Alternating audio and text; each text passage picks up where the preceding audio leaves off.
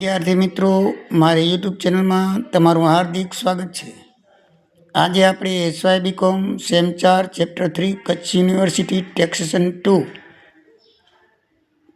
અન્ય સાધનોમાંથી આવકનો સ્વાધ્યાય દાખલા નંબર 11 કોમેન્ટમાં આવેલ છે એટલે ગણાવું છું. એની રકમ આ મુજબ છે મિત્રો. પાન નંબર 226 ઉપર આપેલી છે. તો એ પ્રમાણે આપણે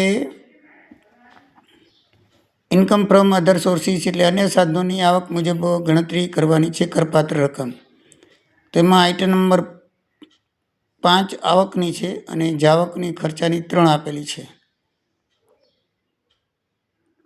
તો એમાં આપણે જોઈએ તો આ રીતનું થશે.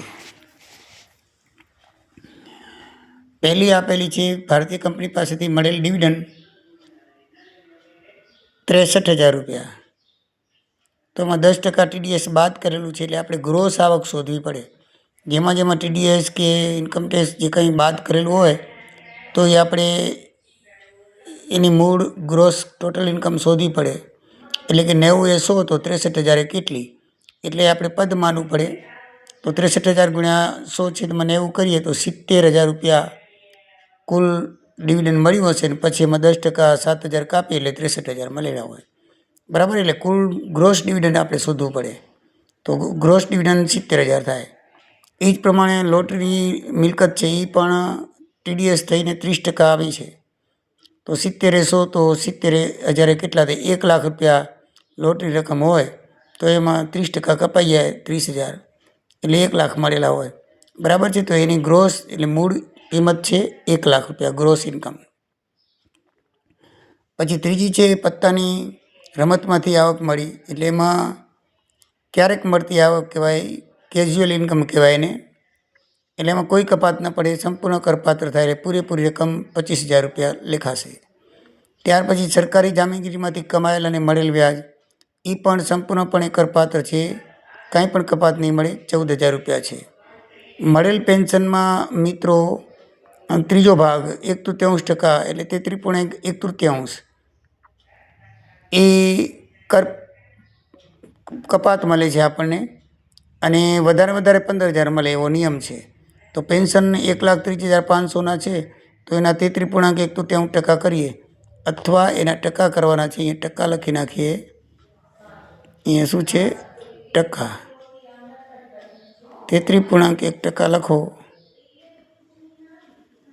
તો ત્યાં 100 નહીં પણ 33.1/3 ટકા લખવાનું ભૂલાઈ ગયું છે. તો 43,500 આવશે. પણ વધુમાં વધુ 15,000 બાદ મળે છે. તો 15,000 બાદ મળતા હોય તો આપણે 15,000 બાદ કરી શકીએ, એથી વધારે બાદ કરી શકતા નથી. એટલે 1,30,500માંથી 15,000 બાદ કરો તો 1,15,500 રહે. એટલે આપણી 5 આવક છે તો 3,24,500 થાય. મિત્રો દાખલામાં 3,23,000 આપ્યા છે, મિસ્ટેક છે, 3,24,000 હોવા જોઈએ. કારણ કે આમાં ફિક્સે છે. જુઓ 63 હોય તો ગ્રોસ 70 થાય. અહીંયા 70 છે તો ગ્રોસ 1,00,000 થાય. બાકી 25 પૂરા લેવાના, 14 પૂરા લેવાના. આમાં જવાબમાં પણ લખેલું છે કે 33.1/3 બાદ મળે તો એ 1,15,500 જે થાય તે પણ વધારે 15,000 બાદ મળે એટલે આપણે 15,000 બાદ કરી શકીએ તો 1,15,500 થાય. બરાબર છે. તેમાં ક્યાંય પણ ભૂલ દેખાતી નથી. એટલે 3,24,500 સાચા છે, 3,23,500 નહીં. હવે ખર્ચાની અંદર શેર ડિવિડન્ડની આવક કરપાત્ર હોવાથી ડિવિડન્ડના આવકના 20% વધારે બાદ મળે. તો 70,000નું ડિવિડન્ડની આવક છે ઉપર આપેલી છે. જો એના 20% આપણે કરીએ તો 14,000 વધારે મળે.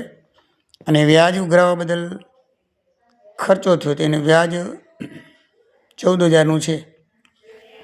એમાં 2.5% એટલે કે ખર્ચો થયો એટલે 14,000 2.5% 350 રૂપિયા બાદ મળે વધારે. બરાબર છે.